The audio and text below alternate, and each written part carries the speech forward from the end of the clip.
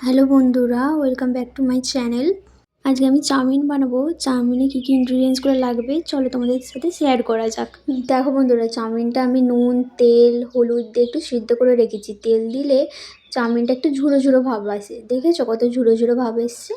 তারপর আমি তেলেতে গাজর, ক্যাপসিকাম, আলু দিয়ে ভেজে রেখেছি, টমেটো। তারপর কড়াইতে তেল দিয়ে ক্যাপসিকাম, সয়াবিন, একটু স্বাদ মতো নুন দিয়ে ভেজে নেব। তারপরে আবার একটু তেল দিয়ে চাউমিনগুলো ভেজে নেব, যাতে একটার পর একটা লেগে না যায়। দেখো বন্ধুরা, খুব ভালো করে ভেজে নিতে হবে কিন্তু চাউমিনটা, যাতে না লেগে না যায়। দেখো আমি কীরকম করে ঝুরঝুরো করে করেছি। তারপরে আবার একটা কড়াইতে তেল নিয়ে পেঁয়াজগুলো দিয়ে দেবো। আমি পেঁয়াজগুলো একটু ভালো করে ভেজে নেব।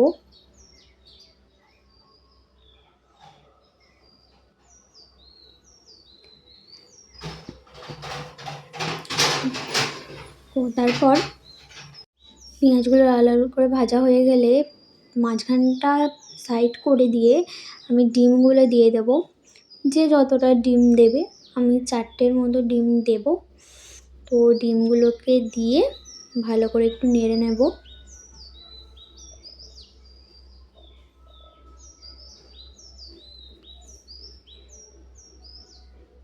তারপর স্বাদ মতো নুন দিয়ে দেব। দেখো কীরকম ভুজিয়ার মতো করে আমি বানিয়ে নিলাম। দিয়ে তারপর এই ভাজাগুলো দিয়ে দেব। হলুদ গুঁড়ো, লঙ্কার গুঁড়ো, স্বাদ মতো নুন দেব একটু।